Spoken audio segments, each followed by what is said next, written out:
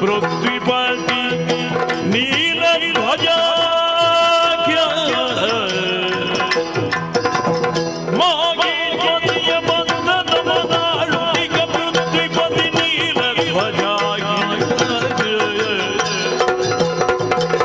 ಉತ್ತಮಾತನತಿ ಕುಳಿತಿರನಲ್ಲಿಗೆ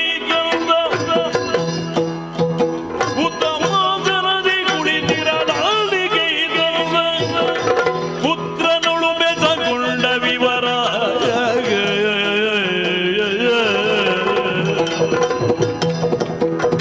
ಪೃಥ್ವಿಪತಿ ನೀಲಧ್ವಜ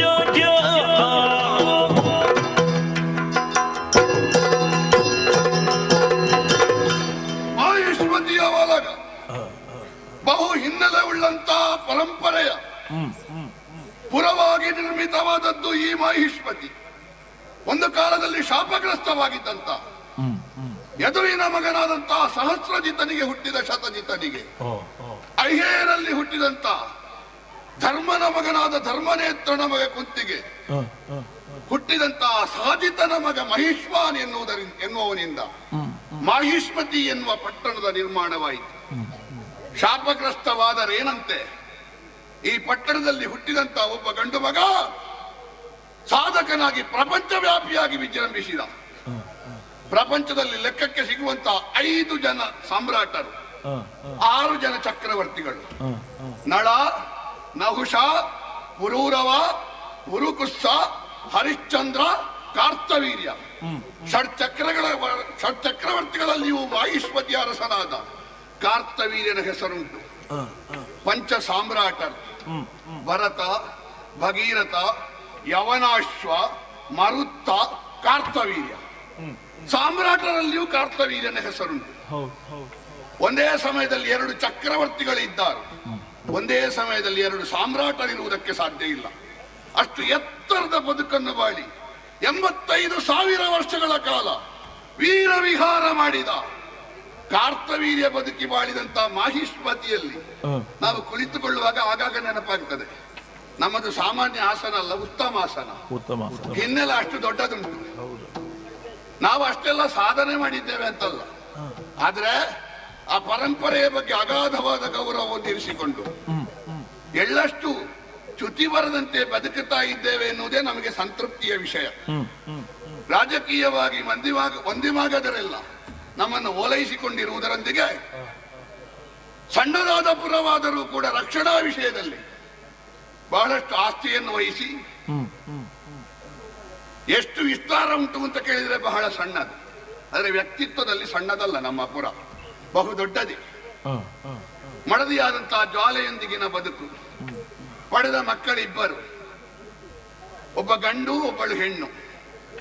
ಒಂದು ರೀತಿಯಲ್ಲಿ ಸಾಗರ ತನ್ನ ಮಗಳನ್ನು ನಾರಾಯಣನಿಗೆ ಕೊಟ್ಟು ಮನೆಯಳಿಯನನ್ನಾಗಿ ಮಾಡಿಕೊಂಡ ಹಾಗೆ, ಹಿಮವಂತ ತನ್ನ ಮಗಳನ್ನು ಈಶ್ವರನಿಗೆ ಕೊಟ್ಟು ಮನೆಯಳಿಯನನ್ನಾಗಿ ಮಾಡಿಕೊಂಡ ಹಾಗೆ, ಒಂದು ರೀತಿಯಲ್ಲಿ ಭೂಮಿಯ ಶಂಕರನಾರಾಯಣ ಆಗಿದ್ದೇನೆ ನಾನು. ಹೇಗೆ ಅಂತ ಕೇಳಿದ್ರೆ, ನನ್ನ ಮಗಳಾದಂತಹ ಸ್ವಾಹ, ಅವಳಿಗೆ ಮೊದಲಿನಿಂದಲೂ ಮದುವೆ ಆಗುವವ ಯಾರು ಎನ್ನುವುದಾಗಿ ಬೇರೆ ಬೇರೆ ದಿಗ್ದೇಶಗಳ ಬಹುದೊಡ್ಡ ರಾಜಕುಮಾರರ ಸಾಧಕರ ಚಿತ್ರಪಟವನ್ನು ತೋರಿಸಿದ್ರೆ ಅವರು ಯಾರೂ ಬೇಡ, ದಿಕ್ಪತಿಗಳು ಬೇಡ. ಅಗ್ನಿಯೊಬ್ಬನೇ ನನ್ನ ಗಂಡ, ತಲೆ ಬಿಸಿ ಆಯ್ತು. ಅಲ್ಲ, ಅವಳು ಹೇಳಿದ್ದು ಅಗ್ನಿ, ನಮಗೆ ತಲೆಯ ಒಳಗೆ ಅಗ್ನಿ ಹೋಯಿತು. ಬಿಸಿಯಾಗುವುದಕ್ಕೆ ಆರಂಭವಾಗಿದೆ. ಎಲ್ಲಿಯಾದ್ರೂ ಉಂಟಾ? ಆಕಾಶಕ್ಕೆ ಎಣಿ ಹಾಕುವ ಕೆಲಸ ಅಷ್ಟು ಸುಲಭ ಉಂಟಾ? ಅಗ್ನಿ ಸೂಕ್ತಿಯನ್ನು ಪಠಿಸ್ತಾ ಇದ್ದಳು. ಆ ಸಮಯದಲ್ಲೇ ನಮ್ಮ ಓಲಗಕ್ಕೆ ಒಬ್ಬ ವರ್ಚಸ್ವಿಯಾದ ಬ್ರಾಹ್ಮಣ ಬಂದ. ಏನು ಬೇಕು ಅಂತ ಕೇಳಿದೆ. ಬೇರೇನು ಬೇಡ, ನಿನ್ನ ಮಗಳನ್ನು ಕೊಟ್ಟು ಬಿಡು ಅಂತ ಹೇಳಿದ. ಬ್ರಾಹ್ಮಣನಿಗೆ ಕೊಡುವುದಕ್ಕೆ ನಮಗೆ ಹಿಂಜರಿಕೆ ಉಂಟು ಅಂತಲ್ಲ, ಆದ್ರೆ ಯಥಾರ್ಥ ಹೇಳಬೇಕಲ್ಲ. ನಿನಗೆ ಕೊಟ್ಟು ಪ್ರಯೋಜನ ಇಲ್ಲ, ಅವಳ ಮನಸ್ಸು ಮತ್ತೊಬ್ಬನಿಗೆ ಕೊಟ್ಟಾಗಿದೆ ಅಂತ ಹೇಳಿದೆ. ಮತ್ತೊಬ್ಬನಿಗೆ ಕೊಟ್ಟದ್ದು ಅಗ್ನಿಗಲ್ವ, ಅದು ನಾನೇ ಅಂತ ಹೇಳಿದ. ಪರೀಕ್ಷೆ ಮಾಡ್ಲಿಕ್ಕೆ ನಮ್ಮವರನ್ನು ಕಳುಹಿಸಿದ ಕ್ಷಣ ಅವರ ಮೈಯಲ್ಲಿರುವ ಉಡುಗೆ ಸುಡುವುದಕ್ಕೆ ಆರಂಭ ಆಯಿತು. ನನ್ನ ಹೆಂಡತಿಯ ತಂಗಿ ನಾದಿನಿಯನ್ನು ಕಳುಹಿಸಿದೆ. ಅವಳಿಗೂ ಬಿಸಿಯ ಅನುಭವ ಆಯಿತು. ಆಗ ಅಗ್ನಿ ಎನ್ನುವುದಾಗಿ ಅರ್ಥ ಮಾಡಿಕೊಂಡು ಒಂದು ನಿರ್ಬಂಧವನ್ನು ಹೇರಿದೆ. ನೀನು ನನ್ನ ಮಗಳನ್ನು ಮದುವೆ ಆಗುವುದಿದ್ರೆ ಸಪ್ತಾರ್ಚಿಯಾದ ನೀನು 7 ನಾಲಗೆಯಿಂದಲೂ ಮಾಹಿಷ್ಮತೀಪುರವನ್ನು ಪ್ರಾಕಾರವನ್ನು ಬಲಿದು ರಕ್ಷಿಸ್ತಾ ಇದ್ದೆ ಎಂದಾದ್ರೆ ಮದುವೆ ಮಾಡಿಕೊಡ್ತೇನೆ ಅಂತ ಹೇಳಿದೆ. ತಥಾಸ್ತು ಎಂದ. ಅವನನ್ನು ಮನೆಯಳಿಯನಾಗಿ ಇರಿಸಿಕೊಂಡು ಭದ್ರ ಬದುಕನ್ನು ಬದುಕುತ್ತಾ ಇದ್ದೇನೆ. ಮಗನಾದ ಪ್ರವೀರನಿಗೆ ಮೊನ್ನೆ ಮದುವೆ ಆದದ್ದು. ಸಂತೃಪ್ತಿಯ ಜೀವನ ಓಲಗೆ ಕೊಟ್ಟಿದ್ದೇನೆ. ಯಾರಂತ?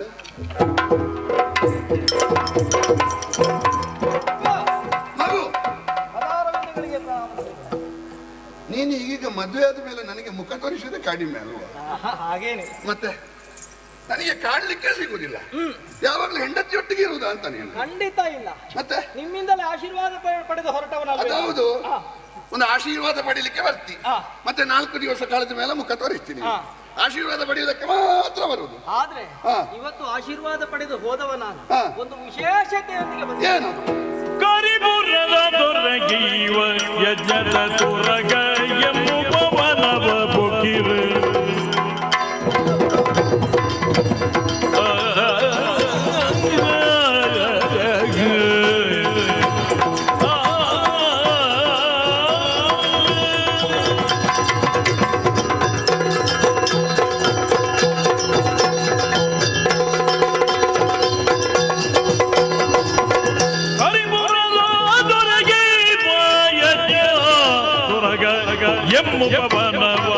ಬೊಕ್ಕಿರು ಭರದಿ ಬಂಧಿಸಿ ತಂದೆ ತೋರುವೆ ದುರದಿ ಕವಿಯ ತಂದೆ ಭರದಿ ಬಂಧಿಸಿ ತಂದೆ ತೋರುವೆ ದುರದಿ ಕವಿಯ ಕರಿಪುರದ ದೊರೆಗೆ ಇವ ಯಜ್ಞದ ತುರಗ ಎಂಬುವ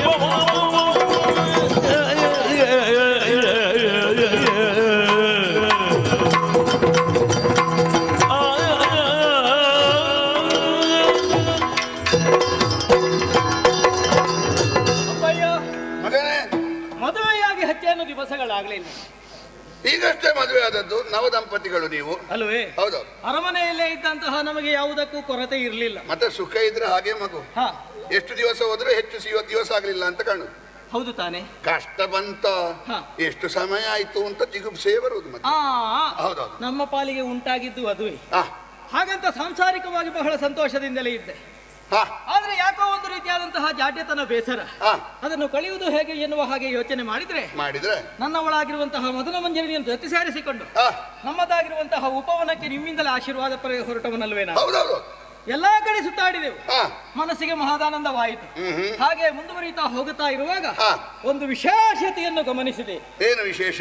ನಮ್ಮದಾಗಿರುವಂತಹ ಉಪವನದಲ್ಲಿ ಸುಂದರವಾಗಿ ಶೃಂಗರಿಸಲ್ಪಟ್ಟಂತಹ ಒಂದು ಕುದುರೆ. ಶೃಂಗರಿಸಲ್ಪಟ್ಟ? ಹೌದಪ್ಪ.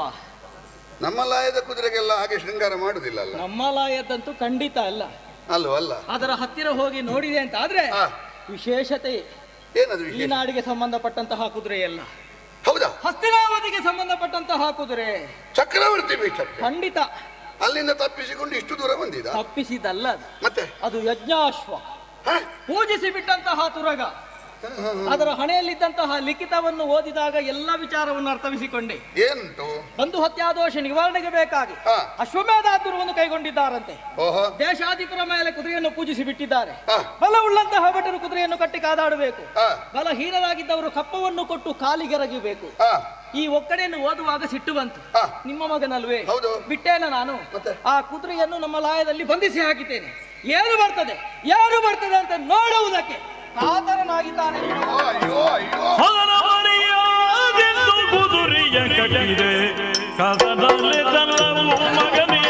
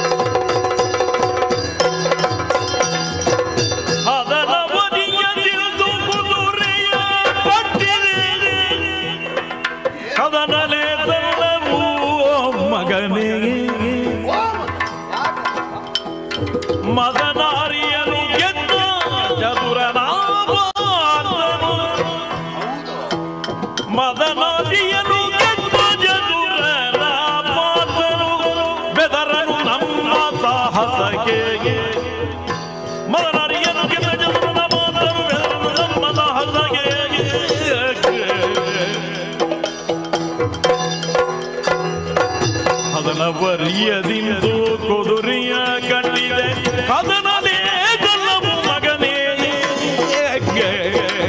ಮಗನೇ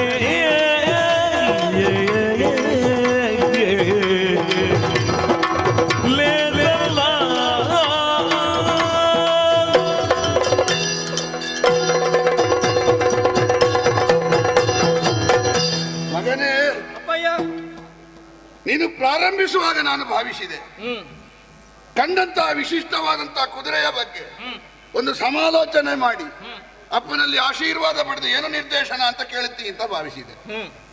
ನೀನು ಬಹಳಷ್ಟು ಅವಸರ ಮಾಡಿ ಬಿಟ್ಟಿದ್ದಿ ಮಗು. ಹಾಗಾಯ್ತೆ ಈಗ.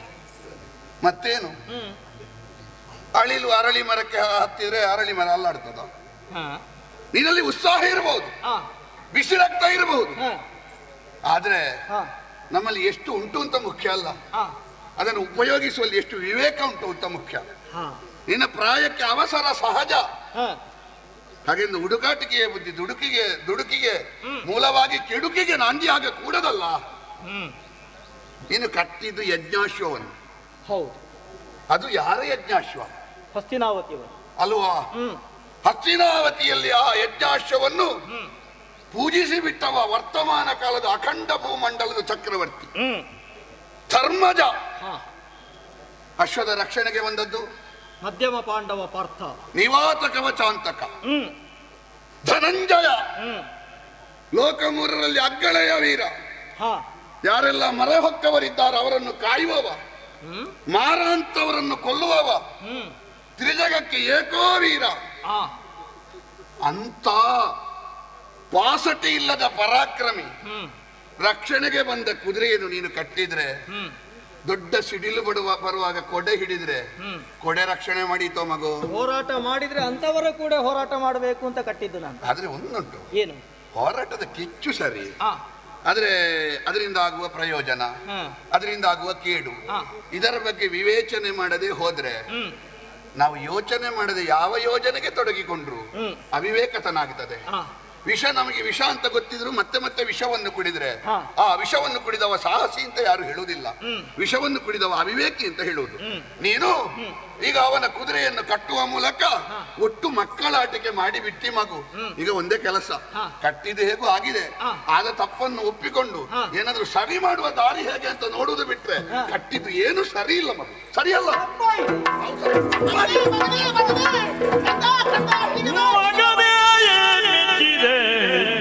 ನಿನ್ನ ಧೈರ್ಯಗೆ ಮಗನೇ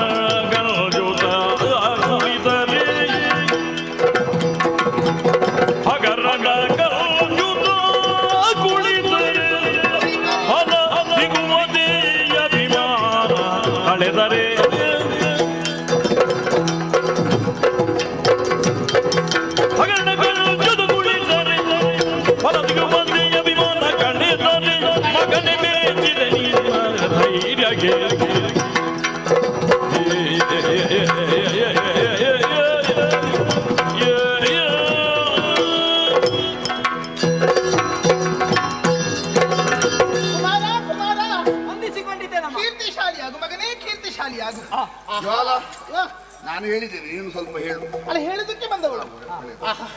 ಮಗನೇ, ಹೃದಯ ತುಂಬಿ ಬಂತು ಕಂದ, ಹೃದಯ ತುಂಬಿ ಬಂತು. ಯಾಕಮ್ಮ?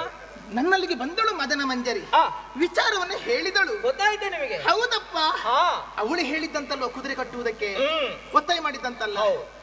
ನನ್ನ ಸೊಸೆ ಅದಕ್ಕೆ ಸಾರ್ಥಕ ಆಯ್ತು ಮಗನೇ ಅಲ್ವಾ? ನೀನು ಅಪ್ಪನ ದಾರಿಯಲ್ಲಿದ್ದಿ, ಹೆಂಡತಿ ಹೇಳಿದರೆ ಕೇಳ್ತಾ ಇದೆಯಲ್ಲ ಮಗ. ಸಂತೋಷ ಆಯ್ತು ಮಗ, ಸಂತೋಷ ಆಯ್ತು.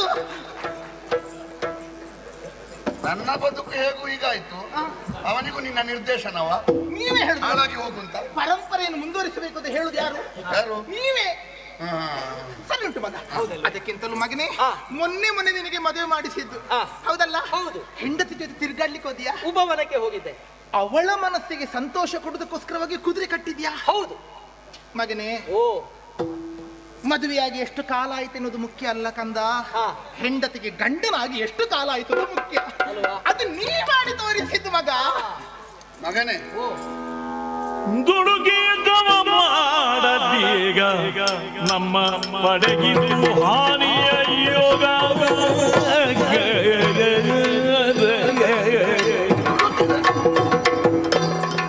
ಆಡುವ ಗತಿ ಕಂಡ ಆಡಿದ ಜನರಿಗೆ, ಆಡುವ ಗತಿ ಕಂಡ ಆಡಿದ ಜನರಿಗೆ ಕೆಡುಕು ಕಂಗೊಳಿ ತುದಿರೆ ಛಲವನ್ನು ಪಡೆದು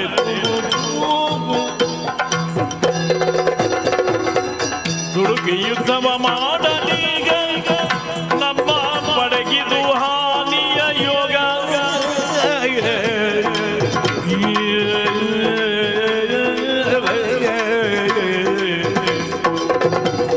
ಮಗನೇ,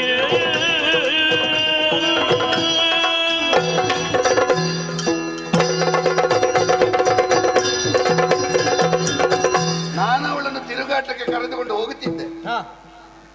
ತಿರುಗಾಟಕ್ಕೆ ಕರೆದುಕೊಂಡು ಹೋಗದೇ ಇರುವ ಕಾರಣ ಏನು? ನನ್ನ ಮನೆಯಲ್ಲಿ ಮಾತ್ರ ಮರ್ಯಾದೆ ಹೋದದ್ದು, ಇಲ್ಲದ್ರೆ ಊರಿನಲ್ಲಿ ಹೋಗ್ತಿತ್ತು. ಅಂದರೆ ಯಾವಾಗ್ಲೂ ನಾನು ಅದ್ರ ಒಂದು ಮುಖ ಲಕ್ಷಣ ಅಂತ ಉಂಟು ನೋಡು. ಹಾಗಾಗಿ ಹೆಚ್ಚಾಗಿ ಗಂಡಸರದ್ದು ಯಜಮಾನರು ಅವರಿಗೆಲ್ಲ ಹೆಚ್ಚು ಗೌರವ ಕೊಡಬೇಕಾದ. ಇದು ತಪ್ಪಿ ನನಗೆ ಗೌರವ ಸಿಗುತ್ತೆ ಅಂತ ಅವ್ರಿಗೆ ಸ್ವಲ್ಪ ಅಂಜಿಕೆ ಅದು ಅಷ್ಟೇ. ಹಾಗ ಮಾತ್ರ ಅಲ್ಲ ಮಗ, ಮತ್ತೆ ಈಗ ಕುದುರೆ ಕಟ್ಟಿದ್ದು ನೋಡು. ನೀನು ಮದುವೆಗೆ ಹೊಸದ್ರಲ್ಲೆಲ್ಲ ತಿರುಗಾಟಕ್ಕೆ ಹೋದದ್ದು. ಹೌದು, ಹೊಸದ್ರಲ್ಲಿ ತಿರುಗಾಡ್ಲಿಕ್ಕೆ ಹೋಗ್ಬೇಕು. ಮದುವೆಯಾದ ತಕ್ಷಣದಲ್ಲಿ ತಿರುಗಾಡ್ಲಿಕ್ಕೆ ಮಧುಚಂದ್ರಕ್ಕೆ ಹೋದ್ರೆ ಮುಗೀತು. ಇದು ಮತ್ತೆ ಹೋಗುವ ಅಂತ ಎಲ್ಲಾದ್ರೂ ಮುಂದೆ ಹಾಕಿದ್ರೆ ಮತ್ತೆ ಮನೆಯಲ್ಲಿ ಮಕ್ಕಳಾಗುತ್ತದೆ, ಮಕ್ಕಳನ್ನು ಆಡಿಸುದ ಕೆಲಸ ಆಗುತ್ತದೆ. ಇನ್ನೆಂತ ಹೋಗುದಂತ ಹಿಡ್ಕೊಂಡು ಯಜಮಾನರು ಬೇಡ ಹೇಳ್ತಾರೆ. ಅವಳಿಗೆ ಇನ್ನೂ ಬೇಸರ ಉಂಟು. ಅಲ್ಲ, ಇನ್ನು ತಿರುಗಾಡ್ಲಿಕ್ಕೆ ಹೋಗಬಹುದು. ನಿಮ್ಮನ್ನು ಕಟ್ಟಿಕೊಂಡು ಈಗ ಬೇರೆ ಏನಾದ್ರೂ ಆಯ್ಕೆ ಉಂಟಾ ನಿನಗೆ? ಹಾಗೆ ಹೇಳಿದ್ದಲ್ಲ. ಅಲ್ಲ, ಬೇರೆ ಆಯ್ಕೆ ಇದ್ರೆ ನನ್ನ ಸೊಸೆಯನ್ನು ಕರ್ಕೊಂಡು ಹೋಗ್ಬೇಕಷ್ಟೇ. ಮತ್ತೆ ಬೇರೆ ಆಯ್ಕೆ ಮತ್ತೆ ನಿಮ್ಮನ್ನು ಕಟ್ಟಿಕೊಂಡು ಅಂತ ನಿಲ್ಲಿಸ್ತಿ? ಅದೇ ಹೇಳಿದ್ರೆ ನನ್ನ ಸೊಸೆಯನ್ನು ಕರ್ಕೊಂಡು ಹೋಗಬಹುದು. ಇನ್ನು ನಾವು ಅತ್ತೆ ಸೊಸೆ ಹೋಗ್ಬೇಕಷ್ಟೇ.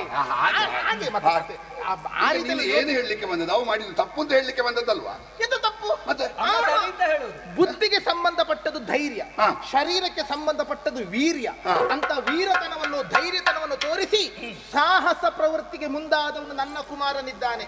ಒಳಿತಾಯ್ತು ಮಗನೇ. ಸುಮ್ಮನೆ ಹೆದರಿಕೊಂಡು ಕುಳಿತರೆ ಏನೋ ಆಗುತ್ತದೆ ಎನ್ನುವ ಹಾಗೆ ದಿಗಿಲಾದರೆ ಏನು ಸಾಧಿಸುವುದಕ್ಕಾಗುವುದಿಲ್ಲ. ಕಾರ್ಯ ಮಾಡದೇ ಇದ್ದರೆ ಫಲವು ಕೈ ಸೇರುವುದಿಲ್ಲ. ಕುದುರೆ ಕಟ್ಟಿದ್ದು ಸರಿಯಾಯ್ತು ಮಗ.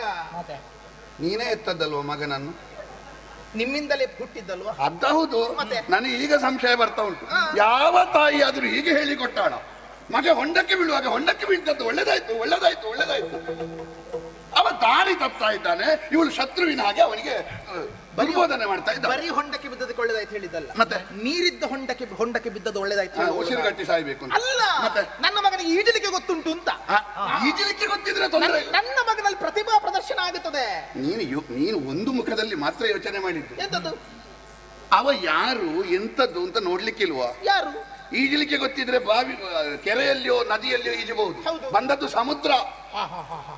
ಮದನಾರಿಯನ್ನು ಗೆದ್ದವ. ಅವನ ಸಾಧನೆ ಎಂತದ್ದು? ಎಂತ ಮಾಡಿದ ಗೊತ್ತಿಲ್ವಾ ನಿನಗೆ? ಅರ್ಜುನ ಒಬ್ಬ ತಾಯಿ ಹೆತ್ತ ಮಗ, ಅದಕ್ಕೆ ಹೆಚ್ಚೆತ್ತದಪ್ಪ. ಈಗ ತಾಯಿ ಹೆತ್ತ ಮಗ, ಕುಂತಿ ಹೆತ್ತ ಮಗ ಅಲ್ವಾ? ಈಗ ಇವ ನಾನು ಹೆತ್ತ ಮಗ. ಅವಳಿಂದ 12 ತಿಂಗಳು ಇಟ್ಕೊಂಡಿದ್ದಾಳ ಹೊಟ್ಟೆಯಲ್ಲಿ. ಕುಂತಿ ಹೆತ್ತ ಮಗ ಅರ್ಜುನ, ನೀನು ಹೆತ್ತ ಮಗ ಇವ. ಕೇವಲ ಸಂಬಂಧದಲ್ಲಿ ನೀನು ಹೆತ್ತ ಮಗ ಇವ. ಅವ ಹಾಗಲ್ಲ. ಕುಂತಿ ಹೆತ್ತ ಮಗ ಎನ್ನುವುದಾಗಿ ಪ್ರಪಂಚ ಮೂರಕ್ಕೆ ತೋರಿಸಿದವ. ಗಜನೋಯಿ ಎನ್ನುವಂತ ವ್ರತವಾಯ್ತಂತೆ. ಹೌದೌದು. ಎಂತದ್ದು? ಅದು ಅವನ ದೊಡ್ಡ ಮಗಾಂಧಾರಿ. ಹೌದು. ಅವನ ಅಮ್ಮನಿಗೆ ಹೇಳಿಕೆ ಕೊಡ್ಲಿಲ್ಲ ಅಂತ, ಕಣ್ಣೀರು ಸುರಿಸ್ತಾ ಇದ್ದಿಲ್ಲ ಅಂತ. ಕಣ್ಣೀರು ಸುರಿಸುವಾಗ ತಾಯಿಗೆ ತಕ್ಕ ಮಗ. ಮಣ್ಣಿನ ಆನೆ ಏನಮ್ಮ, ನಾನು ದೇವಲೋಕದ ಐರಾವತವನ್ನೇ ಇಳಿಸ್ತೇನೆ. ಪ್ರತಿಜ್ಞೆ ಮಾಡಿದ್ದು ಮಾತ್ರ ಅಲ್ಲ, ಇಲ್ಲಿಂದಲೇ ಧನುಸಿರಿದ ಒಂದು ಬಾಣ. ಎಲ್ಲಿಗೆ? ಸುರಲೋಕದ ವಜ್ರ ಕಂಬಕ್ಕೆ ಲೇಖನ ಬರ್ತದೆ. ಲೇಖನ ಬರ್ತದೆ. ವಜ್ರ ಸ್ತಂಭಕ್ಕೆ. ಹೌದೌದು. ಅಲ್ಲಿಗೆ ಬೀಳುವಾಗ ಹಾ. ಪಟಾನ್ ಪುಣ್ಯ ಮಗ ಅಲ್ಲಿ ಬಿದ್ದ ಶಬ್ದ ಮಾತ್ರ ಹೇಳಿದ್ರು, ಇಲ್ಲಿಂದ ಹೊರಡುವ ಶಬ್ದ ಒಂದು ಹೇಳಿಲ್ಲಪ್ಪ. ಅದನ್ನು ಸೇರಿಸಬೇಕಿತ್ತು. ಬಿಲ್ಲಿನಿಂದ ಬಾಣ ಹೊರಡುವಾಗ ರೈಯನೆ ಅಲ್ಲ, ಅದು ಸೇರಿಸಬೇಕು. ಠಣಾಳ ಮಾತ್ರ ಅದು ದೇವಲೋಕದಲ್ಲಿ ಅದು ಠಣಾಳ. ನೀನು ಬಾಣ ಬಿಡುವ ಶಬ್ದ ಎಲ್ಲ ಕೇಳಿದ್ಯಲ್ವಾ? ದೇವಲೋಕದ ಕಂಬಕ್ಕೆ ಹೊಡೆದದ್ದು ನಿನಗೆ ಗೊತ್ತಿಲ್ಲಲ್ಲ, ಅದಕ್ಕೆ ಅದನ್ನು ಮಾತ್ರ ಹೇಳಿದ್ದು ನಾನು. ಹಾಗಾಗಿ ಆ ಶಬ್ದ ಮಾತ್ರ ಹೇಳಿದ್ದು ನಾನು. ಒಮ್ಮೆ ಬೆರಗು ಹುಟ್ಟಿಸುವಂತೆ. ಬೆರಗು ಹುಟ್ಟಿಸುವಂತೆ ಏನು ವೈಶಿಷ್ಟ್ಯ ಅವನು. ಅಲ್ಲಿಂದ ಬಂತಂತೆ, ಕಳುಹಿಸಿ ಕೊಡಬಹುದು ಅಂದ್ರೆ ಈಗೆಲ್ಲ ಒಟ್ಟು ಹೇಗೆ ಉಂಟು, ಸತ್ವ ಉಂಟ, ಪ್ರತಿಭೆ ಉಂಟು ಅಂತ ಗೊತ್ತಿಲ್ಲದೆ ಒಟ್ಟು ತೇರ್ಗಡೆ ಆಗಿದ್ದಿ ಅಂತ ಹೇಳಿದ್ರೆ ಮತ್ತೆ ಮಧ್ಯದಲ್ಲಿ ಇಲ್ಲಿ ಆದ್ರೂ ಎಡವಿ ಬೀಳ್ತಾರೆ. ಹೇಗೆ ಮಗ ಇದ್ದಾನೋ ಸತ್ವ ಉಂಟಾ ಎನ್ನುವುದನ್ನು ನೋಡುವುದಕ್ಕೆ ಕಳುಹಿಸಿ ಕೊಡಬಹುದು, ನೀನು ಇಳಿಸುವ ವ್ಯವಸ್ಥೆ ಮಾಡಬೇಕು ಅಂತ ಹೇಳಿದಂತೆ. ಆನೆ, ಕುದುರೆ, ಕಲ್ಪವೃಕ್ಷ ಸುವಸ್ತುಗಳು ಇಳಿದು ಬರುವುದಕ್ಕೆ ದಾರಿ. ಹೌದೌದು. ಇಲ್ಲಿಂದಲೇ ಏನು ಮಾಡಿದ? ಒಂದು ಬಾಣ ಬಿಟ್ಟದ್ದು, ಒಂದಿದ್ದದ್ದು 10, 10 ಇದ್ದದ್ದು 100, 100 ಇದ್ದದ್ದು 1000. ತುಂಡು ತುಂಡಾದದ್ದ? ಒಂದಿದ್ದದ್ದು 10 ತುಂಡು ತುಂಡು ತುಂಡು ಅದು ಹೆಚ್ಚಾಗುತ್ತಾ ಹೋಗುವುದು. ಪುಂಖಾನುಪುಂಖವಾಗಿ ಅಕ್ಷಯಾಸ್ತ್ರಗಳು ಬಿಟ್ಟು ಇಲ್ಲಿಂದ ಅಲ್ಲಿಯವರೆಗೆ, ಅಂಬರದವರೆಗೆ ಏಣಿ ಸುರಲೋಕಕ್ಕೆ ಸೋಪಾನ ಕಟ್ಟಿ ಜಗ್ ಜಗ್ ಜಗ್ ಜಗ್ ಜಗ್ ಜಗ್ ಜಗ್ ಐರಾವತಿ ಇಳಿದು ಬರುವುದು ನೋಡಬೇಕು. ಇದು ಬಾಣ ಜಗ್ಗಿದ್ದಲ್ಲ, ಇದು ಆನೆ ಜಗಜಗನೆ ಜಗಜಗನೆ ಬಂದದ್ದು. ಹೌದೌದು ಮಗ. ಈ ರೀತಿ ವೈಭವದಿಂದ ಹೇಳುವವರು ಇದ್ದರೆ ಯಾರನ್ನೂ ಪ್ರಪಂಚದಲ್ಲಿ ಉದ್ಘೋಷಿಸುವುದಕ್ಕಾಗುತ್ತದೆ ಮಗ. ಕೇವಲ ಕಥೆಯನ್ನು ವಿಶಿಷ್ಟವಾಗಿ ವೈಭವೀಕರಿಸುವುದಲ್ಲ, ಸ್ವಲ್ಪ ಯೋಚನೆ ಮಾಡು. ದೇವಲೋಕಕ್ಕೆ ಅರ್ಜುನ ಬಾಣ ಹೊಡೆದ. ದೇವಲೋಕ ನೋಡಿದ್ದಾನ? ಇಲ್ಲ. ನೋಡದೆ ಬಾಣ ಹೊಡೆಯುವುದು ಹೇಗೆ? ಒಂದು ಗುರಿ ಬೇಕು ಹೊಡಿಬೇಕು ಅಂತ ಆದ್ರೆ. ಗುರಿಯೂ ಬೇಡ, ಶಬ್ದವೇದಿ ವಿದ್ಯೆ ಅಂತ ಉಂಟು. ಲಕ್ಷ ಒಂದು ಕಡೆಯ ಶಬ್ದ ಕೇಳಿದ್ರೆ ಅಲ್ಲಿಗೆ ಬಾಣ ಹೊಡೆಯುತ್ತಾರೆ. ಇವನಿಗೆ ದೇವಲೋಕದ ಶಬ್ದ ಬಂತ? ಇಲ್ಲ. ಹಾಗಾದ್ರೆ ಇವ ಬಾಣ ಹೊಡೆದದ್ದು ಎಲ್ಲಿಗೆ? ಅಲ್ಲಿ ಪ್ರಶ್ನೆ ಹೌದಾ ಅಲ್ವಾ? ಖಂಡಿತ. ಆಯ್ತು, ಎಂತದೋ ಹೊಡೆದ, ಪೂರ್ವ ದಿಸೆಗೆ ಹೊಡೆದ, ಅಲ್ಲಿ ಹೋಯ್ತು ಇಟ್ಟುಕೊಳ್ಳೋದು ಇಡುವ. ದೇವೇಂದ್ರ ಹೇಳಿದ, ಇನ್ನ ಆನೆ ಕುದುರೆಗಳನ್ನೆಲ್ಲ ಕಳಿಸಿಕೊಡಬೇಕು ಅಂತ ಆಗಿದ್ರೆ ಏಣಿ ಬೇಕು. ಬೇಕ ಮಗನೆ? ದೇವಲೋಕದ ಸುವಸ್ತುಗಳಿಗೆ ಇಳಿದು ಬರುವುದಕ್ಕೆ ದಾರಿ ಬೇಕಾ? ರಾಕ್ಷಸರ ದಾಳಿಯಾದಾಗ ತಾನಾಗಿ ಮಾಯವಾಗಿ ಹೋಗುತ್ತಾ ಇದ್ದವು. ಆಕಾಶ ಗಮನ ಶಕ್ತಿಯನ್ನು ಹೊಂದಿಕೊಂಡಂತ ಕಲ್ಪವೃಕ್ಷವು, ಐರಾವತ, ಉಚ್ಚೈಶ್ರವಸುವಿಗೆ ದಾರಿ ಹಾಕಬೇಕು? ಬೇಡ. ಇನ್ನು ಯಾಕಾಗಿ ಹಾಗಾದ್ರೆ ದಾರಿ ಮಾಡಿ ಕೊಡು ಅಂತ ಹೇಳಿದ? ಯಾಕೆ? ದೇವೇಂದ್ರ ಈ ಅರ್ಜುನನಿಗೆ ಎಂತ ಆಗ್ಬೇಕು? ಮಗನಾಗಬೇಕು. ದೇವೇಂದ್ರ ಪರೋಕ್ಷವಾಗಿ ಅಪ್ಪ. ದೇವೇಂದ್ರ ನೇರ ಇಲ್ಲಿ ಪಾಂಡು ಇದ್ದಾನೆ, ಇದು ಪರೋಕ್ಷವಾಗಿ ಅಪ್ಪ. ಹಾಗಾದ್ರೆ ತನ್ನ ಮಗನೆನ್ನುವ ಸ್ಥಾನದಲ್ಲಿರುವಂತ ಅರ್ಜುನನನ್ನು ಕಾಣಿಸಿಕೊಡುವುದಕ್ಕೆ ಆ ಅಪ್ಪ ಇಷ್ಟು ವ್ಯವಸ್ಥೆ ಮಾಡಿಸಿದ್ದು. ಮಗನೇ, ಒಂದು ಹುಡುಗ ಸಾಹಸ ಮಾಡ್ಲಿಕ್ಕೆ ಹೊರಡ್ತಾನಂತಾದ್ರೆ ಪರೋಕ್ಷ ಸ್ಥಾನದಲ್ಲಿರುವಂತ ಅಪ್ಪ ಅಷ್ಟು ವ್ಯವಸ್ಥೆ ಮಾಡ್ತಾನೆ.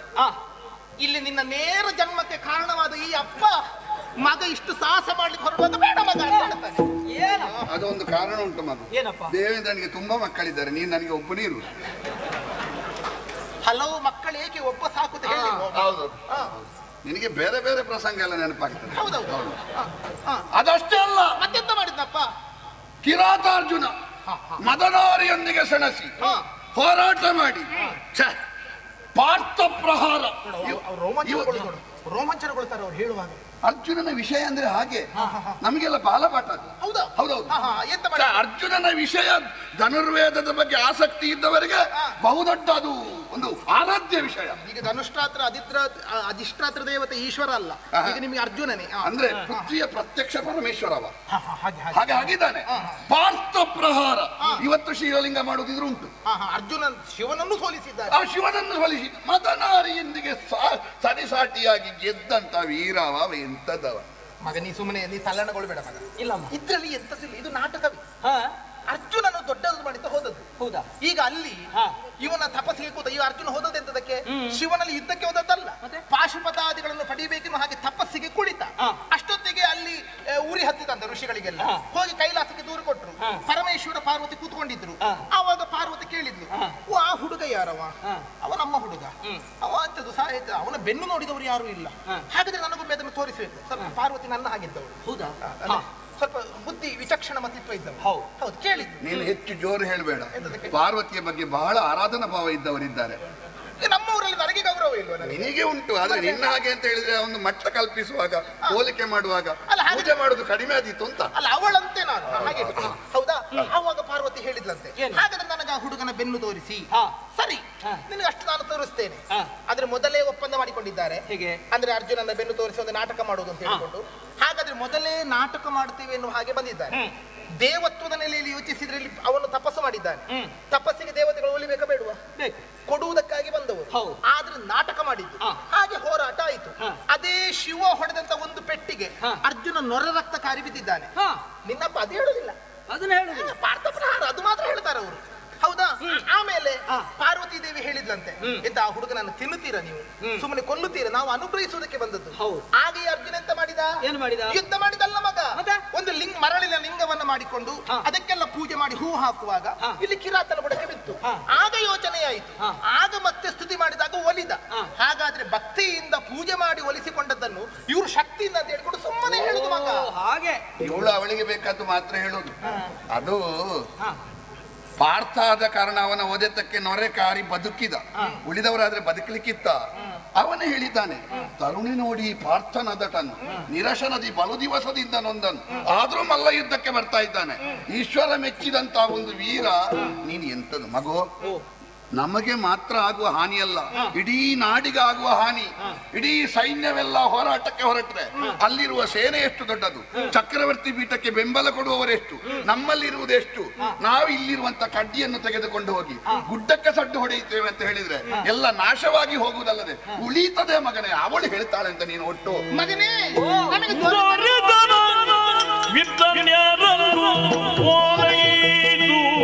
ಪರಿಯಿದು ಸೊಗಸೆ ಮಾಡುವೆಯೇ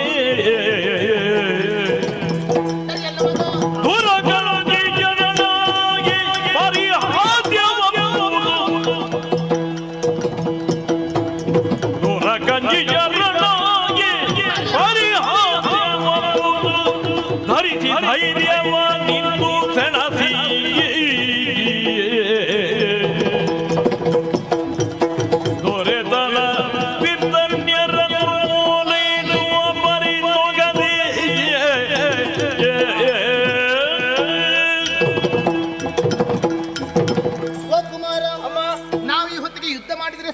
ನಷ್ಟವಾಗುತ್ತದೆ, ನಾವು ಅವರಷ್ಟು ಬಲಿಷ್ಠರಲ್ಲದೇ ಇರಬಹುದು. ಮಗು ಯೋಚನೆಯನ್ನು ಮಾಡಪ್ಪ. ಯಾವುದು ಹಾನಿ ಆಗುತ್ತದೆ ಎನ್ನುವ ಕಾರಣಕ್ಕೋಸ್ಕರವಾಗಿ ನಾವು ಸ್ವಾಭಿಮಾನವನ್ನ ಮರೆಯಕೂಡದಲ್ಲ. ನಮ್ಮ ದೇಶ ಸಣ್ಣದಿರಬಹುದು ಮಗನೇ, ಆದರೆ ಇಲ್ಲಿದ್ದ ಇಷ್ಟೋ ಜನ ನಮಗೆ ಮಾನಿಸುತ್ತಾರೆ. ಯಾಕಾಗಿ? ನಾವು ಇವರಿಗೆ ದೊರೆಗಳಿದ್ದೇವೆ ಎನ್ನುವ ಹಾಗೆ. ನಾವೇ ಹೋಗಿ ಯಾರದ್ದೋ ಕಾಲಿಗೆ ಬಿದ್ದರೆ ನಮಗೆ ಇವರು ಗೌರವಿಸುತ್ತಾರೆಯೇ ಹೇಳು? ಮಾತ್ರವೇ ಅಲ್ಲ, ಇನ್ನು ಸೈನಿಕರು ಸಾಯುತ್ತಾರೆ, ಸೇನೆ ನಷ್ಟ ಆಗುತ್ತದೆ. ಹೋಗಲಿ, ಸಂಪಾದನೆ ಮಾಡುವುದಕ್ಕೆ ಅಲ್ವೇ, ಖರ್ಚು ಮಾಡುವುದಕ್ಕೆ. ಮತ್ತೆ ಈಗ ನಾವು ಅದನ್ನು ಬೇಕಾದಾಗೆ ವೆಚ್ಚವೇ ಮಾಡುವುದಿಲ್ಲ ಅಂತ ಆದ್ರೆ ಮತ್ತೆ ಸಂಪಾದಿಸಿ ಇಡುವುದಿರ್ತದೆ. ನೋಡು, ನೀನು ಅಧಿಕಾರದಲ್ಲಿದ್ದಿ ಅಂತ ಸೈನಿಕರಿಗೆ ಬೈಲಿಕ್ಕೆ ಹೋಗಬೇಡ, ಅಪಾಯ ಉಂಟು. ಇಲ್ವೇ ಇಲ್ಲ, ನಿಜವಾಗಿದ್ರೆ ನಮ್ಮ ಸೈನಿಕರ ಕುರಿತಾಗಿ ಮೆಚ್ಚುಗೆ ಉಂಟು ನನಗೆ. ಯಾವುದೋ ದೇಶದಲ್ಲಿ ನಿಮಗಿಷ್ಟು ವೇತನ ಕೊಡ್ತೇವೆ, ಇಷ್ಟು ಸೌಲಭ್ಯ ಕೊಡ್ತೇವೆ ಎನ್ನುವ ಹಾಗೆ ಸೇನೆಗೆ ಜನ ಸೇರಿಸಿಕೊಳ್ಳುವುದು. ಆದ್ರೆ ನಮ್ಮ ದೇಶದಲ್ಲಿ ಹಾಗಲ್ಲ ಮಗನೇ. ಜನ್ಮಭೂಮಿಗೋಸ್ಕರವಾಗಿ ಪ್ರಾಣಾರ್ಪಣೆಗೆ ಸಿದ್ಧರಿದ್ದೇವೆ ಎನ್ನುವ ಹಾಗೆ ತಾನಾಗಿ ಮುಂದೆ ಬರುವ ಸೈನಿಕರಿದ್ದಾರೆ, ಅದು ನಮ್ಮ ದೇಶದಲ್ಲಿ ಮಾತ್ರ. ಸಾಮಾನ್ಯ ಯೋಧರಿಗೂ ಅಷ್ಟು ಕೆಚ್ಚಿರುವಾಗ ನಾವು ದೇಶದ ನಾಯಕರಿದ್ದೇವೆ, ನಾವು ಯಾಕೆ ಹೋರಾಟಕ್ಕೆ ಮುಂದುವರಿಯಬಾರದು? ಇನ್ನು ಹಸ್ತಿನೆಯ ಸೇನೆ ದೊಡ್ಡದು, ಅಯೋಧ್ಯೆಯಲ್ಲಿ ರಾಮನ ಸೇನೆ ದೊಡ್ಡದಿರಲಿಲ್ವ? ಮತ್ತೆ ಲವಕುಶರೆನ್ನುವ ಇಬ್ಬರು ಹುಡುಗರು ಅಯೋಧ್ಯೆಯ ರಾಮನ ಸೇನೆಯನ್ನು ಮಣಿಸಿದ್ದಾರೆ ಮಗನೇ. ಮತ್ತೆ ನೀನೇನು ಕಡಿಮೆ? ಅಲ್ಲ, ಕುಶಲವರು ಮಣಿಸುವುದಕ್ಕೆ ಕಾರಣ ಉಂಟು. ಅವರು ಏನು ಮಾಡಿದ್ರು ಕೂಡ, ಪರಿತ್ಯಾಗ ಮಾಡಿದ್ರು ಕೂಡ ಕರುಣಾಳು ರಾಘವನಳು ತಪ್ಪಿಲ್ಲ ಅಂತ ಹೇಳಿದ ಸೀತೆಯ ಮಕ್ಕಳು. ನೀನು ಅಲ್ಲ, ಸೀತೆಯ ಮಕ್ಕಳು ಕುಶಲವರು ಅಂತ. ಹೌದು ಮಗ, ಅದಕ್ಕಿಂತಲೂ ರಾಮನ ವಜ್ರವೀರ್ಯ ಸಂಭೂತರು. ಹಾಗೆ ತಗೊಳ್ಳು, ಇರ್ಲಿ ಮಗನೇ. ಮಾತ್ರವೇ ಅದು ಬಿಡು. ಈ ಕಡೆಯಲ್ಲಿ ಮಾಗದ 18 ಬಾರಿ ಸೈನ್ಯ ಹಿಡ್ಕೊಂಡು ಬಂದಿದ್ದ ಮಧುರೆಯ ಮೇಲೆ ಈ ಬಲರಾಮ ಕೃಷ್ಣರೆನ್ನುವಂತ ಇಬ್ಬರು ಹುಡುಗ ಪ್ರಾಯದಲ್ಲಿ ಆ ಮಾಗದನ ಅಷ್ಟೂ ಸೇನೆಯನ್ನು ಮಣಿಸಿದ್ದಾರೆ. ಅವರಲ್ಲಿ ಏನು ವಿಶೇಷವಾದ ಸೈನ್ಯ ಬಲ ಇರಲಿಲ್ಲ ಮಗನೇ. ಹಾಗಾದ್ರೆ ಬೇಕಾದುದು ಅಂತಃಸತ್ವವೇ ಹೊರತು ಹೊರಗಿನ ಆಯುಧಗಳು ಪರಿಕರಗಳಲ್ಲ ಮಗನೇ. ಏನೇ ಇದ್ದರೂ ಯುದ್ಧ ಮಾಡಿ ಗೆದ್ದರೆ ನಾವು ಸ್ವಾಭಿಮಾನಿಗಳಾಗುತ್ತೇವೆ. ಮತ್ತೊಬ್ಬರು ನಮ್ಮ ತಲೆಯ ಮೇಲೆ ಇಡಿರುವಂತಹ ದಾಸತ್ವದ ಕಿರೀಟ ನಮ್ಮ ತಲೆಯಲ್ಲಿ ಬೇಡ ಮಗನೇ. ಸ್ವಾಭಿಮಾನದಿಂದ ಬದುಕುವುದಕ್ಕೆ ಹೋರಾಟ ಹೋರಾಟ.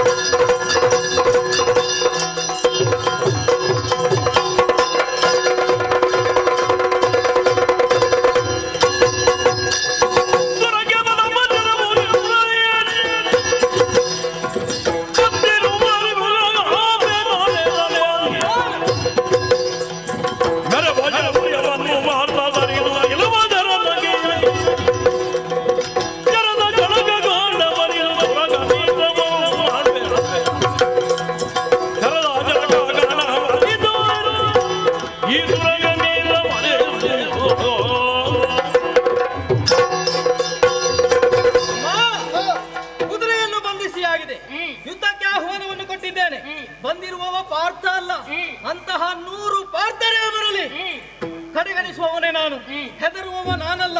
ಇಂದಿನ ಯುದ್ಧದಲ್ಲಿ ಕುಶಲವರು ಅಲ್ಲ ರಾಮಕೃಷ್ಣರು, ಅದಕ್ಕಿಂತಲೂ ಮಿಗಿಲಾದಂತಹ ಯುದ್ಧ ಕೌಶಲವನ್ನು ನಾನು ತೋರಿಸದಿದ್ದರೆ ಜ್ವಾಲಾ ಸುಕುಮಾರ ಪ್ರವೀಣ ನಾನಲ್ಲ. ಶಹಬ್ಬಾಸ್ ಮಗನೇ, ಆದ್ರೆ ಎಂತಿದ್ರೆ ನಿನ್ನ ತಂದೆ ಸ್ಥಾನದಲ್ಲಿರುವುದು ಅವರೇ. ಹೌದಾ? ದೇಶದ ರಾಜರಿದ್ದಾರೆ. ಅಲ್ಲ, ನಿನಗೆ ನನ್ನ ಒಂದು ಹೆಸರೇ ನೆನಪಿಗೆ ಬರಲಿಲ್ಲ. ಅಪ್ಪ, ನಿಮ್ಮ ಆಶೀರ್ವಾದ ನನ್ನ ಪಾಲಿಗೆ ಅತಿಯಲ್ಲ. ಅಲ್ಲ, ನಾನು ನನ್ನ ಹೆಂಡತಿ ಅವಳ ಗಂಡನ ನಾನು ಅಂತ ನನಗೊಂದು ಸಂಶಯ ಬಂದಿದೆ. ಒಂದು ಗಂಡನ ಹೆಂಡತಿ ಅಂತ ಬೇರೆ, ಹೆಂಡತಿಯ ಗಂಡ ಅಂತ ಬೇರೆ. ಹೌದೌದು, ಈಗ ಆಗಿದೆ. ಮೊದಲು ಅವಳೇ ಯುದ್ಧಕ್ಕೆ ಹೋಗುವುದು ಅಂತ ತೀರ್ಮಾನ ಮಾಡಿದ್ದೆ. ಮಗ ಹೊರಡತಾನಂತೆ ನೀವು. ಮಗ ಹೊರಡುವಾಗ ನೀವು ನಾನು ಆಶೀರ್ವಾದ ಮಾಡುದು. ಇದು ಒಳ್ಳೆ ಅಪ್ಪ. ಹಾಗಾದ್ರೆ ಅತ್ಯಂತ ಈಗ ಒಂದು ದೇಶ ರಾಜರಾಗಿ ನೀವು ಮುಂದುವರಿಯಬೇಕಾ ಬೇಡವಾ? ಅದರ ಬಗ್ಗೆ ನೀವು ಯೋಚನೆಯನ್ನು ಮಾಡಿ. ಮಗನೇ, ಮಾತ್ರವೇ ಅಲ್ಲ ಕಂದ, ಏನೇ ಇರಲಿ ಹೆದರಬೇಡ ಕಂದ. ನೀನು ರಕ್ತ ಕಂಡರೆ ಹೆದರಕೂಡದೆನ್ನುವ ಕಾರಣಕ್ಕಾಗಿ ಸಣ್ಣ ವಯಸ್ಸಿನಲ್ಲಿ ನಿನಗೆ ಕಾಲು ತೊಳೆಯುವುದಕ್ಕೆ ಕೆಂಪು ನೀರನ್ನೇ ಒದಗಿಸಿಕೊಡುತ್ತಾ ಇದ್ದೆ. ಟಗರು ಕಾಳಗ, ಕುಕ್ಕುಟ ಕಾಳಗಳನ್ನು ನಿನಗೆ ಆಗಾಗ ತೋರಿಸುತ್ತಾ ಇದ್ದೆ. ತಿರ್ಯ ಜಂತುಗಳಾದರೂ ತಮ್ಮ ಪ್ರಾಣ ಇರುವ ತನಕ ಇದಿರಾಳಿಯನ್ನು ಮಣಿಸುವುದಕ್ಕೆ ಹೋರಾಡುತ್ತಲೇ ಇರುತ್ತವೆ. ಇರುವೆಯ ಸಾಹಸವನ್ನು ನೋಡು, ಕುಕ್ಕುಟದ ಕೆಚ್ಚನ್ನು ಗಮನಿಸು. ಮನುಷ್ಯನಾದರೂ ತಲೆ ಕಡಿದಾಗ ಬಿದ್ದು ಸತ್ತು ಹೋಗುತ್ತಾನೆ, ಒಂದಿಷ್ಟು ಅಲುಗಾಡುವುದಿಲ್ಲ. ಆದ್ರೆ ಸಣ್ಣ ಕೋಳಿ ಆದರೂ ತನ್ನ ದೇಹದಲ್ಲಿ ಒಂದಿಷ್ಟು ಪ್ರಾಣ ಇರುವ ತನಕ ಹಾರಾಡುತ್ತಾ ಹೋರಾಡುತ್ತಾ ಇರುತ್ತದೆ. ಮಗನೇ, ಇರುವೆಯಾದರೂ ತನ್ನ ದೇಹಕ್ಕಿಂತ ಎಷ್ಟೋ ದೊಡ್ಡ ಗಾತ್ರದ ಆಹಾರವನ್ನು ಎಳೆದೆಳೆದುಕೊಂಡು ಹೋಗಿ ಸಂಗ್ರಹಿಸುತ್ತದೆ. ಅದು ಸಾಹಸ ಪ್ರವೃತ್ತಿ. ಅದನ್ನು ಗಮನಿಸಿಕೋ ಕಂದ. ಮಾತ್ರವೇ ಅಲ್ಲ, ಅಂಜಬೇಡ ಮಗನೇ, ಅಳುಕಬೇಡ. ಸಂಪತ್ತಿನ ಹೊಳೆ ಹರಿದು ಬರಲಿ, ಅದು ನಿಂತ ಕ್ಷಣದಲ್ಲಿ ನಾಶವಾಗಿ ಹೋಗಲಿ. ಸಾವಿರಾರು ಸಜ್ಜನರು ಹೊಗಳಲಿ ಯಾ ತೆಗಳಲಿ, ಮರಣ ಎನ್ನುವಂಥದ್ದು ನಿಂತ ಕ್ಷಣದಲ್ಲಿ ಬರಲಿ, ಯುಗಾಂತರದಲ್ಲಿ ಬರಲಿ. ಧೀರರಾದವರು ಇಟ್ಟ ಹೆಜ್ಜೆಯಿಂದ ಯಾವ ಕಾಲಕ್ಕೂ ಹಿಂತೆಗೆಯುವುದಿಲ್ಲ. ಇದನ್ನು ನೆನಪಲ್ಲಿಟ್ಟುಕೊಂಡು ಹೋರಾಟವನ್ನು ಮಾಡು. ನಿನ್ನ ಸಾಮರ್ಥ್ಯ ವ್ಯಕ್ತವಾಗುವುದು ಎಲ್ಲಿ ಗೊತ್ತ ಮಗನೇ? ಅರ್ಜುನನ ದೇಹದಿಂದ ನೀ ಬಿಟ್ಟ ಬಾಣಗಳಿಂದ ಅರ್ಜುನನ ಬಾಣಗಳಿಂದ ನಿನ್ನ ದೇಹದಲ್ಲಿ ಎಷ್ಟು ರಕ್ತ ಹರಿದು ಹೋಯಿತು ಎನ್ನುವುದರಿಂದ ನಿನ್ನ ಹೆಚ್ಚುಗಾರಿಕೆ ಅಲ್ಲ. ನೀ ಬಿಟ್ಟ ಬಾಣಗಳನ್ನು ತುಂಡು ಮಾಡುವುದಕ್ಕಾಗದೆ ಅರ್ಜುನನ ಹಣೆಯಿಂದ ಒಂದು ಹನಿ ಬೆವರು ಬಂತು ಅಂತಾದರೆ ನಿನ್ನ ಸಾಹಸ ದಿಗಂತ ವಿಶ್ರಾಂತವಾಗುತ್ತದೆ. ಕೀರ್ತಿಶಾಲಿಯಾಗು ಕುಮಾರ, ಕೀರ್ತಿಶಾಲಿಯಾಗು. ಮಗನೇ, ಅವಳು ಹೇಳಿದ್ದನ್ನೆಲ್ಲ ಅರಗಿಸಿಕೊಂಡಿದ್ದಿ ಎಂದಾದ್ರೆ ಅಪಾಯ ಕಟ್ಟಿಟ್ಟ ಬುತ್ತಿ. ನಾನು ಬರ್ತೇನೆ ಒಟ್ಟಿಗೆ.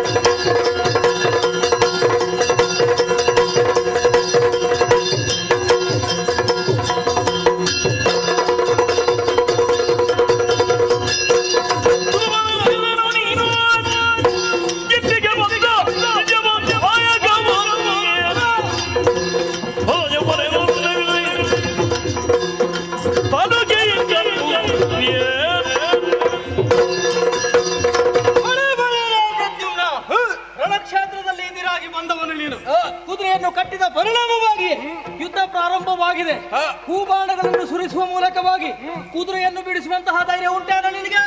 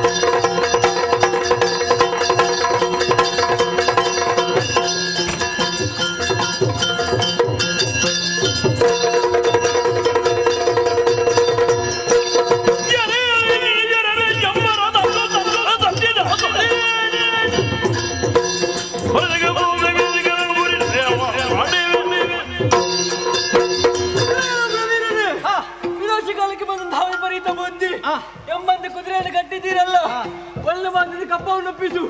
ಇಲ್ಲವಾದ ಶಿರ ಹೋದಿತ್ತು.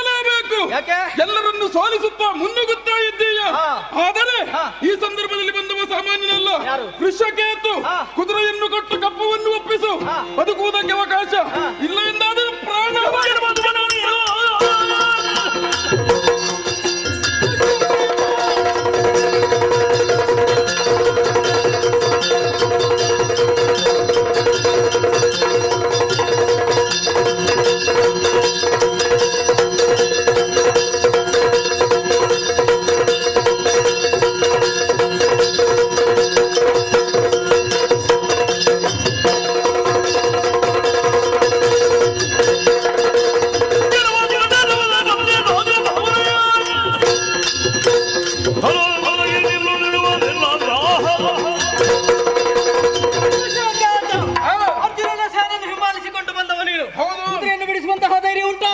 ನೋಡ ಪ್ರಯಾಗಿಸುವ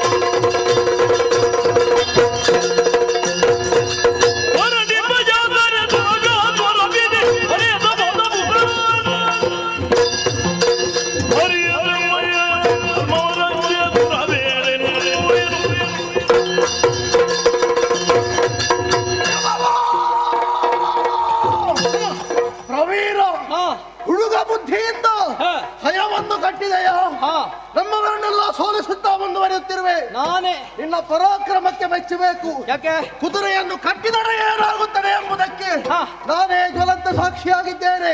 ಹರಿಯ ಕೃಪಾ ಕಟಾಕ್ಷ ಪಾಂಡವರ ಮೇಲೆ ಎಲ್ಲಿಯವರೆಗೆ ಇರುತ್ತದೆಯೋ ಅಲ್ಲಿಯವರೆಗೆ ನಮಗೆ ಸೋಲೆಂಬುದಿಲ್ಲ. ಒಳ್ಳೆಯ ಮಾತಿನಿಂದ ಕುದುರೆಯನ್ನು ಒಪ್ಪಿಸಿ ಕಪ್ಪ ಕಾಣಿಕೆಯ ಜೊತೆ ಶರಣಾಗಬೇಕು. ಇಲ್ಲದಿದ್ರೆ ಶಿರಹಾರಿಸಿ ಏನು ಎಲ್ಲರೂ ನಿನ್ನ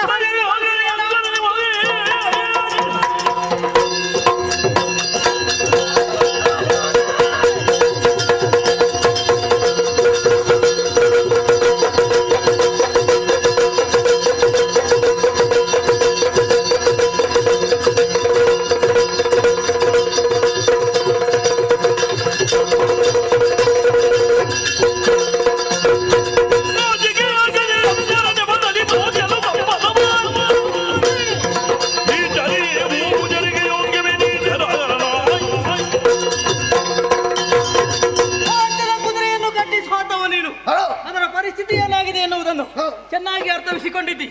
ಹಾಗಂತ ಎಲ್ಲರೂ ನಿನ್ನ ಹಾಗೆ ಅಂತ ಭಾವಿಸಿದೀಯ? ಕೋಣ ತನ್ನ ಕೋಡಿಗೆ ಬಲ ಇದೆ ಅಂತ ಹೇಳಿ ಹೋಗಿ ಶಿಲೆಗೆ ತಿವಿತದಂತೆ ಅದರ ಪಾಡನ್ನು ತಾನೇ ಕಡಿಸಿಕೊಳ್ಳುವ ಹಾಗೆ ನನ್ನನ್ನು ವಿರೋಧಿಸಿ ನಿನ್ನ ಸಾವನ್ನು ನೀನೇ ಬರೆಸಿಕೊಳ್ಳಬೇಡ.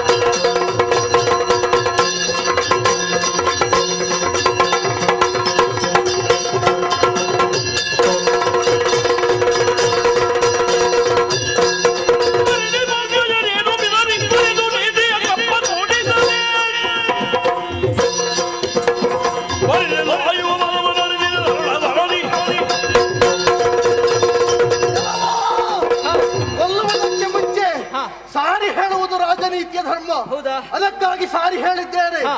ನೀವು ಕೇಳುವುದಿಲ್ಲ ಅಂತಾದ್ರೆ ಶಿಕ್ಷೆಯೇ. ಸಾರಿ ಹೇಳಿದ್ರು ಸೋಲುವುದಿಲ್ಲ.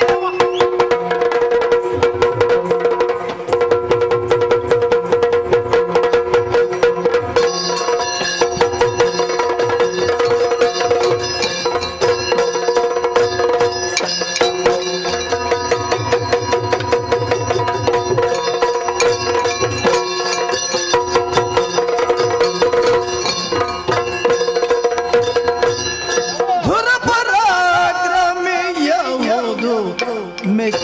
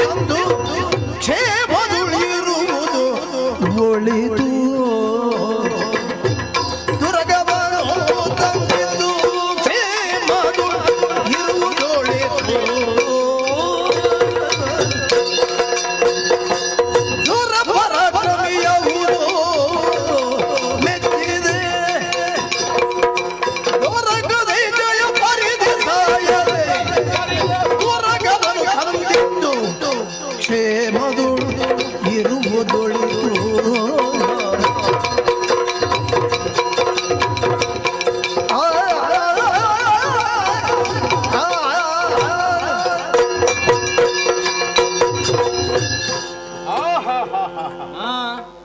ಗಂಡದೆಯ ವೀರ ಮಾಹಿಷ್ಮತಿಯ ಮಣ್ಣಿನ ಗುಣ ನಿನ್ನ ಮುಖದಲ್ಲಿ ಚೆನ್ನಾಗಿ ಕಾಣಿಸ್ತಾ ಇದೆ.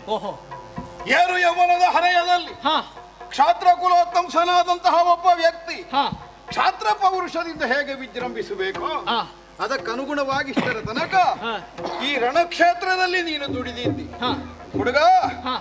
ಎಳೆಯ ಹರೆಯ ನಿನ್ನದಾದಂತಹ ಈ ಕದನ ಕೌಶಲದ ಸಾಮರ್ಥ್ಯವನ್ನು ಮನಸಾರೆ ಮೆಚ್ಚಿದ್ದೇನೆ. ನಮ್ಮವರ ಅನೇಕರು ನಿನ್ನನ್ನು ಸಮರ ಕಣದಲ್ಲಿ ಎದುರಿಸಿದರೆ ಎದೆಗುಂದದೆ ದೆಸೆಗಡದೆ ಪ್ರತಿಯೊಬ್ಬರನ್ನು ಸಮರದಲ್ಲಿ ಎದುರಿಸಿ ಅವರಿಗೆ ಸೋಲಿನ ರುಚಿಯನ್ನು ಉಣ್ಣಿಸಿದ್ದಿ ಅಂತಾದ್ರೆ ಆ ತೋಳಿನಲ್ಲಿ ಅಡಕವಾದಂತಹ ಸತ್ವಾತಿಶಯ ಏನು ಅನ್ನುವುದನ್ನು ತಿಳಿದುಕೊಳ್ಳುವುದಕ್ಕೆ ಸಾಧ್ಯ ಆಗ್ತದೆ. ಹಾಗೆಂದು ಮಗು ಏನು ಬೆಳೆದು ಬಾಳಬೇಕಾದಂತಹ ನೀನು ಪಾರ್ಥ ವಿರೋಧವನ್ನು ಮೇಳೈಸಿಕೊಂಡು ಮುಂದುವರಿದರೆ ಹಿತವಾದ ಪರಿಣಾಮವನ್ನು ಕಾಣುವಂತಹ ಅವಕಾಶ ನಿನಗೆ ಒದಗಲಾರದು. ಕ್ಷಾತ್ರ ಪಂಥಕ್ಕನುಗುಣವಾಗಿ ತುರಗ ಬಂಧನಾಗಿದೆ. ಇಷ್ಟರ ತನಕ ನಿನ್ನದಾದಂತಹ ವೀರತನವನ್ನು ಸಮರ ಕ್ಷೇತ್ರದಲ್ಲಿ ಕಾಣಿಸಿಕೊಟ್ಟಿದ್ದಿ. ಸಾಲದ ಇನ್ನು ಕಟ್ಟಿದ ಕುದುರೆಯನ್ನು ತಂದು ನನ್ನ ಪಾದ ಮೂಲಕ ಒಪ್ಪಿಸಿದೆ ಅಂತಾದ್ರೆ ಭವಿಷ್ಯದಲ್ಲಿ ಒಳಿತು ಮಗು ಅರ್ಜುನನನ್ನು ಹೋರಾಡಿ ಗೆಲ್ಲುತ್ತೇನೆ ಅನ್ನುವ ಭಾವ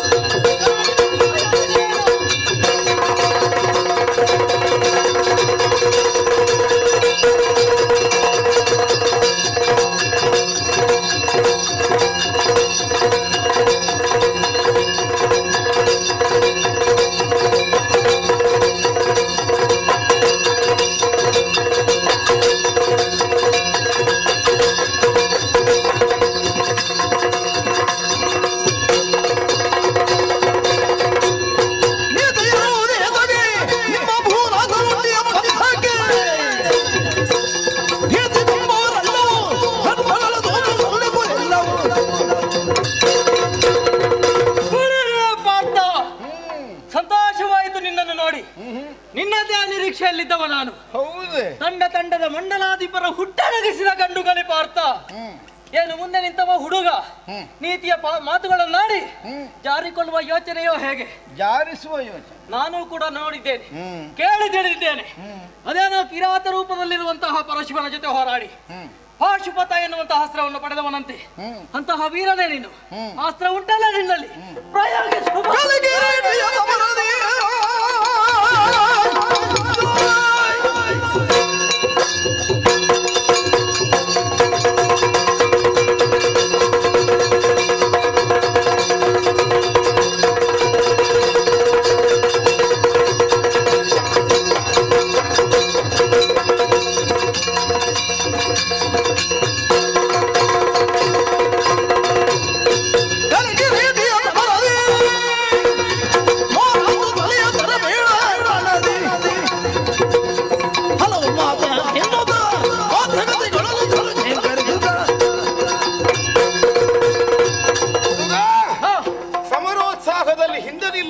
ಪ್ರವೃತ್ತಿ ಅಲ್ಲ ಪಾರ್ಥನದ್ದು. ಹಾಗೆಂದು ವಿವೇಕ ಇಲ್ಲದೆ ಕದನದ ಕಣದಲ್ಲಿ ಮುನ್ನುಗ್ಗುವಂತಹ ಛಾತಿಯೂ ಇಲ್ಲ ಪಾರ್ಥನಿಗೆ.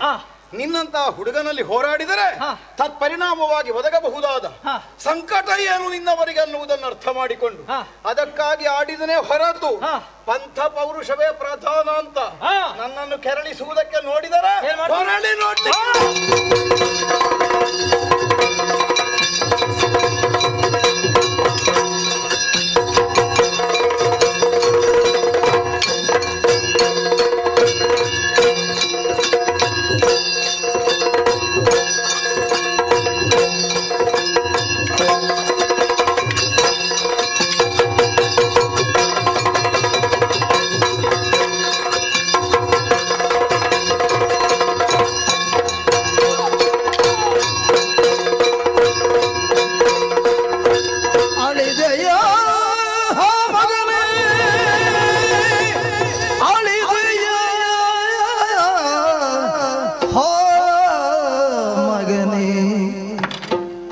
ಎಂದಿಳೆ ಗುರುಳೆ ಜ್ವಾಲೆಯು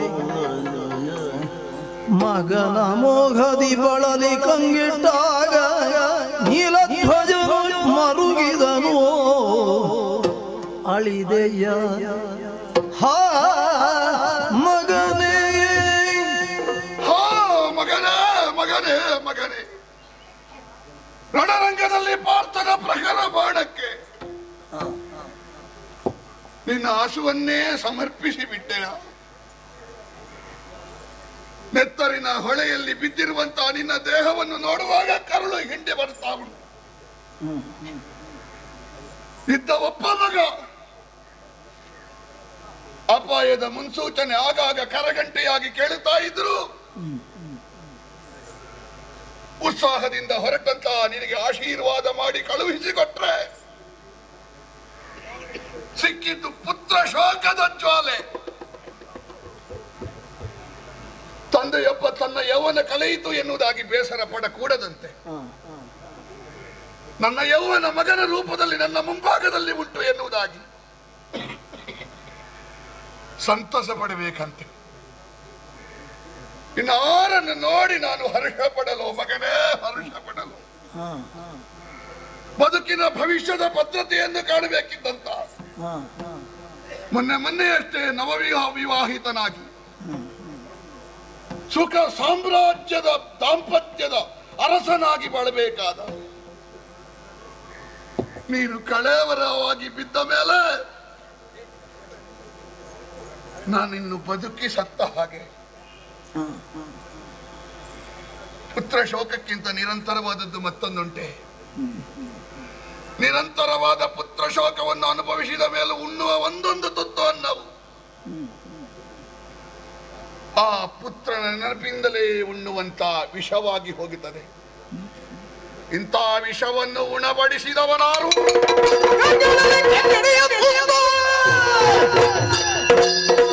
ಅಂಗಜಾಪಿತ ಸಖನ ರಣದಲ್ಲಿ ಭಂಗ ಪಡೆದುವೆ ನೆನುದ ರೋಷ